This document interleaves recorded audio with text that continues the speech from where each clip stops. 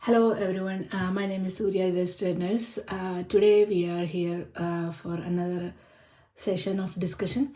So this will be the topic regarding the cerebrum. So as we are continuing with the nervous system, cerebrum is, I think cerebrum is one of the most important topics to discuss and learn at the moment. To be honest, I have already done a video on cerebrum, but I am doing it again because in that video I haven't added any pictures or images, so I thought it will be easier for you when you see it and learn it. So that's why I have done another video here. It will be more helpful for you people. And yes, I welcome everybody to the Nurse Talk video, and today we will discuss about cerebrum. So initially I just want to let you know about 3 questions which can be coming from the topic cerebrum. First one is, which is the foremost part of the brain? The cerebrum is known as the forebrain, F-O-R-E, forebrain, and it is in the front part, so that is the forebrain. And cerebrum is also known as the seat of intelligence, and the cerebrum is the largest part of the brain. So we got 3 MCQ questions here. Cerebrum is a forebrain, F-O-R-E, forebrain, and cerebrum is the largest part of the brain, and also cerebrum is known as the seat of intelligence. So I hope you can see the screen I am sharing here. The cerebrum has 4 parts. See, this is the frontal lobe, and the second one is parietal, temporal, and occipital. So these frontal, parietal, temporal, and occipital, all these 4 lobes have different functions and different responsibilities. So before that, if you can see this image here, brain superior view, I can show you left and right hemisphere of the brain. Yep, left hemisphere is here and right hemisphere is here, and this left and right hemisphere is divided here with a falx cerebri. F-A-L-X, falx cerebri. So this part which differentiate the left side of the brain and the right side of the brain is called falx cerebri, and you can see the folds here. Yeah, the folds. See that folds here, and these folds, like these folds in here, they are known as gyrus. See the gyrus, and shallow groove between these folds. See that shallow groove, they are sulcus. So in case, what I do is to remember this thing is, if they are asking in the MCQ, what is the name of the shallow grooves between the gyrus of the brain? Shallow is U, okay? Shallow, it's just like small opening. So that is sulcus, okay? So we got the idea of falx cerebri, which differentiate the right and left hemisphere. Gyrus, they are the folds on the brain, and sulcus is the sulcus is the shallow, like fissures, like shallow fissures are called sulcus. So that's what I wanted to tell you about the superior view of the brain. The superior view, all these things which can be visible when we look at the actual image of the brain. Yeah, and now we are going back to the frontal lobe, parietal, temporal, and occipital. So frontal lobe is in the front portion. You can see that. So this is the face. Okay, this is the face of the man. Okay, this is the face. So this is the frontal lobe. It's in the front part, and the frontal lobe is responsible for thinking, reasoning, personality, and problem solving, intelligence. So all those things which we use our brain. Yeah, we always say we used our brain. We are touching the frontal lobe when we say that. Okay, we are thinking, and we are intelligent, and we are using our emotional skills on problem solving with the frontal lobe. So these are all the responsibilities of the frontal lobe. And when we come to the parietal lobe, it's behind the frontal lobe. It's here in the green color. The parietal lobe is here. The parietal lobe is responsible for pressure, touch, taste. So these are main responsibilities of the parietal lobe, and pain and temperature. So pressure, touch, pain, temperature, and object classification. So we will classify objects like they are the bigger ones, they are the smaller ones, or they are in the color red, they are in the color green. So this classification will also come in the parietal lobe. So remember, and also the spellings. Understanding the spellings, object classification, pressure, touch, pain, temperature, all those sensitive things, it will come in the parietal lobe. And now we are going to the temporal lobe. Temporal lobe will be beside both the side of our ears, beside ears in here. So the temporal lobe is responsible for understanding the language and hearing. Yeah, hearing. Hearing is the most important responsibility of temporal lobe. It is very easy to remember because it's beside the ear. Yeah, so it's responsible for hearing. And then comes the occipital lobe. Occipital lobe is also very easy to remember because oxy is O for optic. What is optic? Optic is related to eye. Yeah. So the occipital lobe is responsible for the vision. Okay. Occipital. So that's a very, very important question. It has been asked a few times. Which lobe or which part of the cerebrum is responsible for vision? It is occipital lobe. It's very, very easy to remember when you get it. Occipital is O and optic is O. Optic is for eye. So occipital is for optic. So I'm just going to tell again all these things. Frontal lobe is responsible for thinking, reasoning, intelligence, and what else can be done? Emotions, thinking, reasoning, intelligence, emotions, planning. All these things will come under frontal lobe.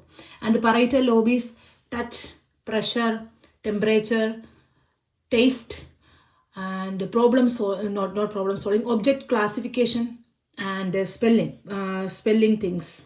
Spelling, understanding the spelling and numbers and all the classification comes about in mathematics, like the classifications or numbers or spellings will come under the parietal lobe. And the temporal lobe is for hearing, and also facial recognition, understanding the face of a person as if I have seen them before. That is a facial recognition, and speech and emotions will be also carried by the temporal lobe. Then comes the occipital lobe. It is helpful for the vision, and occipital lobe is the smallest lobe of the cerebrum. Occipital lobe is the smallest lobe of the cerebrum. So when I'm talking about cerebrum, there is another important thing which I want to discuss. That is the Broca's and Wernicke's area. So I think I will discuss it in the next video because it itself can be another big video. So Broca's areas and Wernicke's areas are two areas. The Broca's area is in the frontal lobe. I'm just going to write B here so you can understand. And Wernicke's area is in the temporal lobe. Okay, the Broca's and Wernicke's area helps in the motor speech, and Wernicke's area helps in the sensory speech.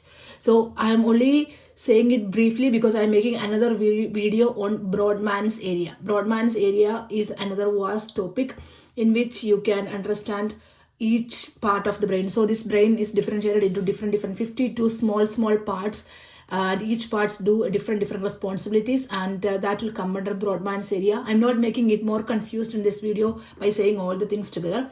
So just going to finish with the frontal, parietal, temporal, and occipital lobe. These are the four lobes, and we already got the idea of what they are doing in these lobes. So I was already saying you about the right and left hemispheres of the brain. Yep, right and left hemisphere of the cerebrum. Cerebrum itself has right and left hemisphere, and I said you there is a false cerebri there between the right and left hemisphere, and there are sulcus are there, gyrus are there. Okay, and just remember these are two parts. Yes, this is one and this is two. So there is a bridge between the right and left hemisphere which actually connect them. Yeah, we already know that this is two because it's differentiated here. What is the bridge? It looks like somebody crying. Yeah.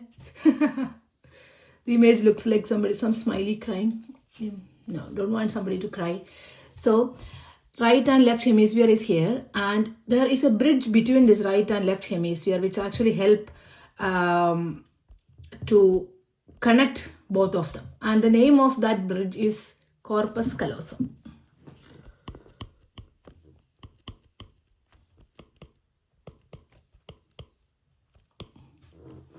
Excuse my handwriting.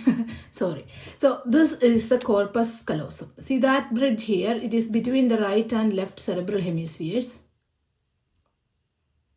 Yeah, this is the corpus callosum. When we are saying about corpus callosum, it has 5 parts. Corpus callosum has 5 parts: rostrum, genu, body, isthmus, and splenium. Okay, it has been asked in one question. I think it was in RRB or something. It was asked.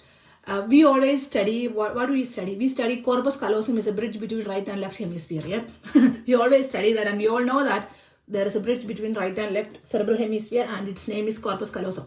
The question asked was, which is the front part of corpus callosum? That was the question. Question was, which is the front part of the corpus callosum? The front part of the corpus callosum is genu. See that? This is the front part, not this one. This is the bottom part. Rostrum is the bottom part. The front part, which is actually bulging towards, this is the genu. Genu is the front part. And the most narrowest or thinnest part of corpus callosum is isthmus. See that? This is the thinnest part. You can see it, yeah? This is the thinnest and lower part of the rostrum. I already said you, this is, lower part of the corpus callosum is rostrum. Yeah, the lower part is rostrum. The front part, the most part which is bulging towards the front is genu. So the question asked was, which is the front part of a corpus callosum? And the answer was genu. Genu is the front part and rostrum is the lower part. The narrowest part is isthmus. Narrowest part is isthmus, and the end part is splenium. End part is splenium, and this is the body of the corpus callosum. So when you are learning about corpus callosum, we should know few things. What are they? First thing is, corpus callosum is the bridge that connects between right and left cerebral hemisphere. Most important thing. And then corpus callosum has 5 parts. The front part is genu, and the lower part is rostrum. The thinnest or narrowest part is isthmus, and the end part of the corpus callosum is splenium. So these are the important part of the corpus callosum. Corpus callosum. What is corpus callosum? It's a bridge that connects between the right and the left hemisphere. So now we have discussed in detail about the anatomy of cerebrum, like what are the parts of cerebrum, what are the functions of each parts of the cerebrum, and what are the name of the folds in the brain, and the shallow shallow fissures in the brain. And then we learned about corpus callosum, which act like a bridge between the right and left cerebral hemisphere. So I think you got an idea about cerebrum, and you'll be able to write few questions like MCQ questions from this portion. And if you are studying your nursing, I think you got an idea, like an overall idea of cerebrum, which will be helpful for your university exams. Thank you very much for watching, and keep supporting me. Just in case if you need any other topics, pop it in the comments and I will come back to you. Thank you. Bye-bye.